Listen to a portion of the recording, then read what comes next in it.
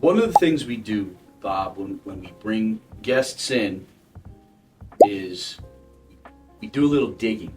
You could talk about submetering until the cows come home, but I think that there's something more to Bob Fern other than being the submeter wizard.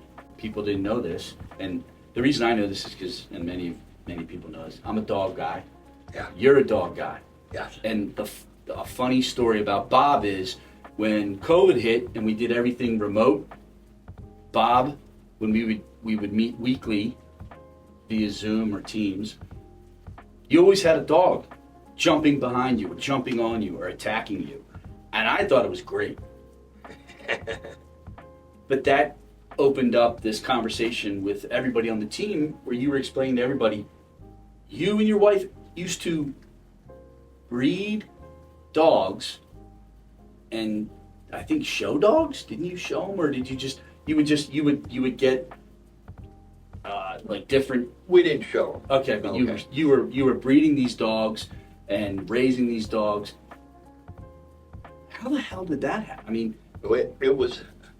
I had sold a property in Virginia. Okay. And moved to a property in West Virginia that I'd bought in Harper's Ferry. okay, And it was not in Harper's Ferry proper. It was in Harper's Ferry on the mountain. sure, And it's kind of, remote. Okay, there's houses Sure. spread out all through there.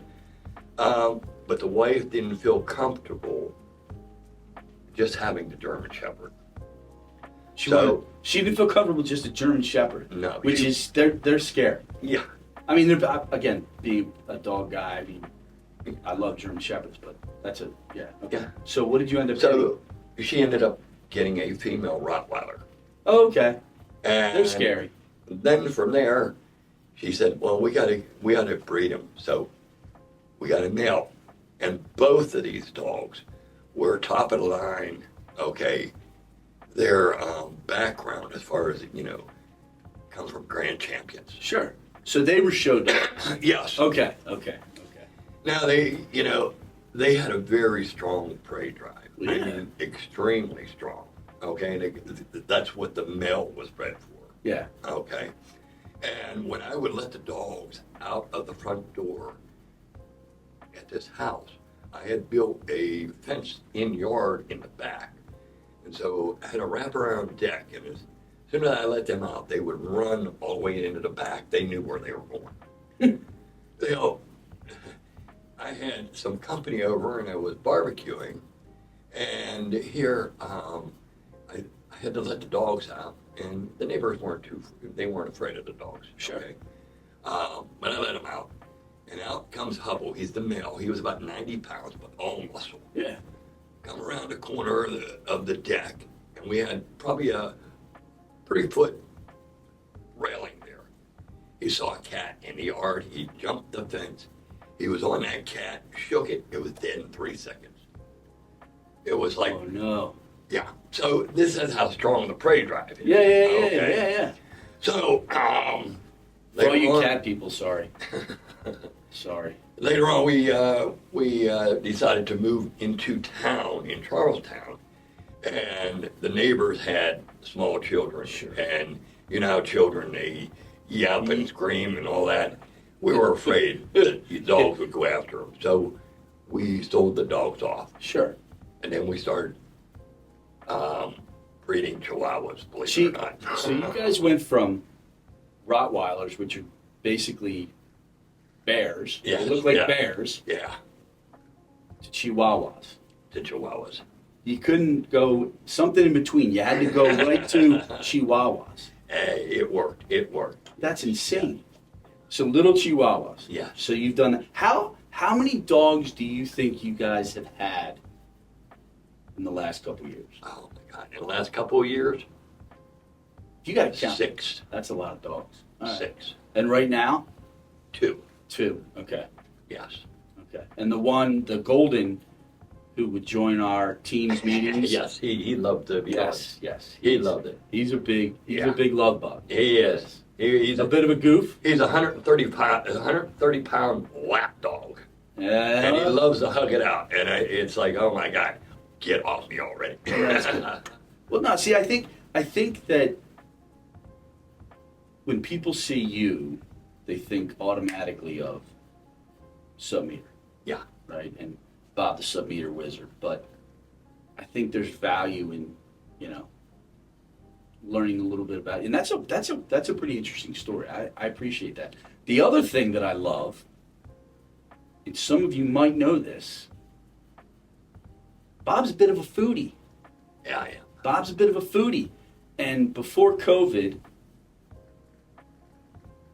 you would make barbecue and you would grill, and you still do that. I do. But I always get nervous whenever we go somewhere to eat with you, because I'm a little concerned. I'm like, knowing that you're a foodie, I'm like, oh man, is Bob going to approve of this food?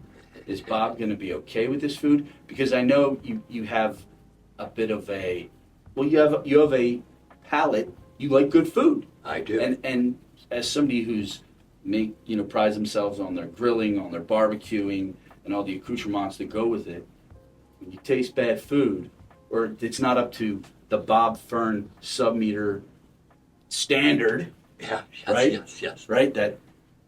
That bugs you. How the hell did you end up? How did you? So you're working at the electrical supply house as a kid. You become the Submeter Wizard for this market. You're raising these monster Rottweilers and then a flock of Chihuahuas. Yeah. How the hell did you end up becoming a foodie?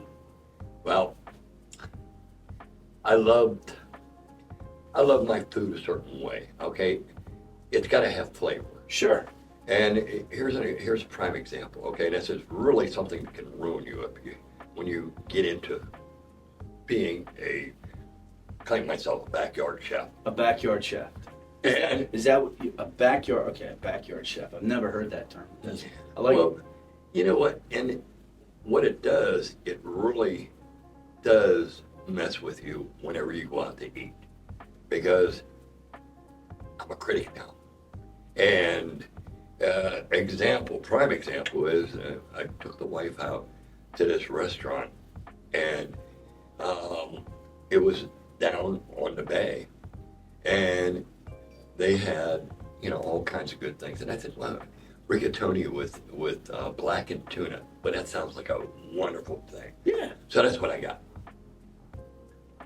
The tuna was cooked perfectly. The rigatoni was cooked perfectly. There was no flavor. It sucked. There was no seasoning or anything like that. It was so bland, and that's one of the things. I mean, I carry hot sauce with me and some other spices. Do you have like a holster? Yeah, I carry it in my backpack, so it doesn't look too conspicuous. You know what I'm saying? All right. Okay, so you could be out making a call and pull out the submeter, pull out the literature, and next thing you know, hold on, I got some hot sauce here, a little seasoned salt, maybe. Oh yeah. Oh my God, that's pretty wild. I didn't know. I guess the good thing is I've never seen you pull that out when we've been out to lunch or dinner or anything like that. So. Yeah, I mean, unless it's drastic, I'll pull it out. So what's your favorite dish to make? Like if you had what is your favorite dish that you love to make? And you gotta pick a dish. You can't get wild. You gotta pick a dish. All right. I love to take a whole chicken Okay. and I'll cut it in half. Okay. Okay. And I'll season it and brine it, and then I'll take it out of the brine and season it Again. again. Holy smokes. And then I'll put it on a charcoal grill, Okay. and I'll put it bone side down. Okay. Okay, breast up. Yeah. And you just let that smoke and that charcoal fire hit that chicken. Leave it on there for about, 45 minutes. Turn it over for 5 minutes. Put it aside and let it gel for another 15 minutes. It'll come out moist, juicy, and delicious. Okay. That's that with some rice and maybe some tomato and onion with salt, pepper, and Sure. lime. And I could it's go for lovely. that. Now I'm hungry. I'm hungry. And one of the things about this is the wife hates Wait a second. because Your wife hates that I grill that you grill. because I want to do it every day. But doesn't that save her from having to do it? Well, yeah. Like, but- doesn't that save her from having to make dinner? yes, or it lunch does, or any meal? But she doesn't want to have grilled every day. Okay, and I could and eat and I grilled understand that. every day. But I could tell you that my wife, Kelly, who you've met, Yes. Kelly would absolutely schedule like every other day. She'd be like, all right, Michael, you're gonna grill that this night, that. She gets fired up. When she found out that I worked as a short order cook for a couple summers, my mother kind of spilled the beans on that. That got it. I couldn't get away with being dumb in the kitchen anymore. So I think that's pretty wild. I would have to say to your wife, I'd say, Ann, I think you're looking at gift horse in the mouth there. You should probably let Bob the Submeter Wizard be Bob the backyard chef more often. But that's pretty wild. Yeah.